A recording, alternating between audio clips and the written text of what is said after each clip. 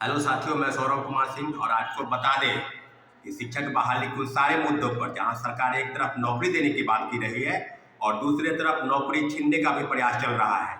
आपको बताते चले कि 3,50,000 नियोजित शिक्षक जो राज्य के विभिन्न विद्यालयों में अध्यापन का काम करा रहे विगत कई वर्षों से, और आज सरकार द्वारा नोटिस आया है कि उनको डिपार्टमेंटल परीक्षा यानी क्षमता जो परीक्षा है वो आपको पास करनी पड़ेगी 3 बार। सबको पता है कि 3 बार अगर परीक्षा आपको देनी होगी। अगर आप फेल कर जाते हैं तो जिस सेवा में आप हैं उस सेवा से आपको हटाया जाएगा।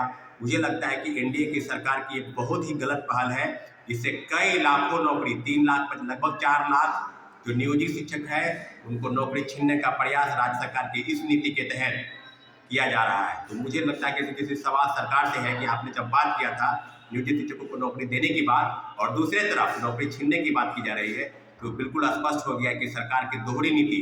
एक तरफ बड़े पैमाने पर फर्जीवाड़ा हुआ, उस पर सरकार की चुप्पी है। कई सारे शिक्षक सीटेट फेल, एसटीटी फेल और तमाम फर्जीवाड़ा डिग्री के आधार पर वो नियुक्ति पा लिए।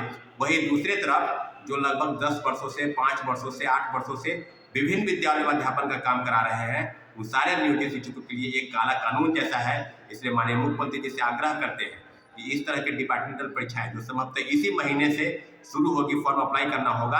बिहार विद्यालय परीक्षा समिति की तरफ से ये परीक्षा लेने की बात की जा रही है और जो कमेटी बनी है 5 सदस्यीय कमेटी, जिसके चेयरमैन अपर मुख्य सचिव शिक्षा विभाग के पाठक होंगे और आनंद किशोर और भी कई आईएएस अफसर इसके सदस्य होंगे। तो सारी कमेटी की रिपोर्ट के आधार पर जो नियोजित शिक्षक हैं उनके लिए इस तरह के 3 बार जो परीक्षाएं हैं डिपार्टमेंटल परीक्षा वो आपको देनी होगी। अगर आप पास कर जाते हैं तो आपको राज्यकर्मी का दर्जा मिलेगा, जो वेतनमान लागू होगा, वो सारी सुविधाएं आपको मिलेगी। लेकिन दूसरी तरफ अगर आप फेल कर जाते हैं तो आपको नौकरी से भी हटाया जाएगा। तो मुझे लगता है कि नौकरी से हटाने की बात पर कमेटी अपनी रिपोर्ट राज्य सरकार को सौंपेगी, लेकिन इतना जरूर है कि नौकरी से हटाने के लिए नहीं। अगर आप फेल कर जाते हैं तो कई ऐसी सेवाएं हैं, सरकार की तरफ से योजनाएं हैं जिनमें उनको लागू करने की जरूरत है, उनमें उनको रख देते हैं अगर आप फेल कर जाते हैं तब। लेकिन इस तरह की चीज़ों से निश्चित रूप से राज्य सरकार के लिए ये बहुत ही आत्मघाती कदम होगा। मुझे लगता है कि माननीय मुख्यमंत्री जी को इन बिंदुओं पर, जब परीक्षा लेकर पास करने पर राज्यकर्मी का दर्जा और दूसरी तरफ फेल कर जाने पर आपको जिस सेवा में आप हैं, जिस नौकरी में आप हैं, उस सेवा से आपको हटाया जाएगा, आपको वंचित किया जाएगा।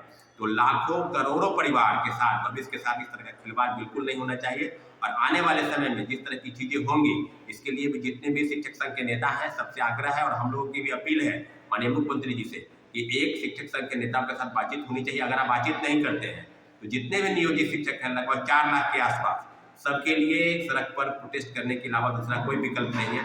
लेकिन इतना जरूर है कि माननीय मुख्यमंत्री जी इन बिंदुओं पर जरूर चर्चा करेंगे कि जो परीक्षा में बैठकर और पास नहीं करने पर दूसरी तरफ नौकरी छीनने के प्रावधान, इस सारी बिंदुओं पर चर्चाएं होंगी। और उम्मीद करते हैं कि माननीय मुख्यमंत्री जी 4 लाख नियोजित शिक्षकों के साथ न्याय करेंगे। अगर न्याय नहीं करते हैं तो एनडीए की सरकार के खिलाफ नियोजित शिक्षकों का एक बहुत बड़ा आंदोलन पटना के सर आपको देखने को मिलेगा। ठीक है साथियों, धन्यवाद।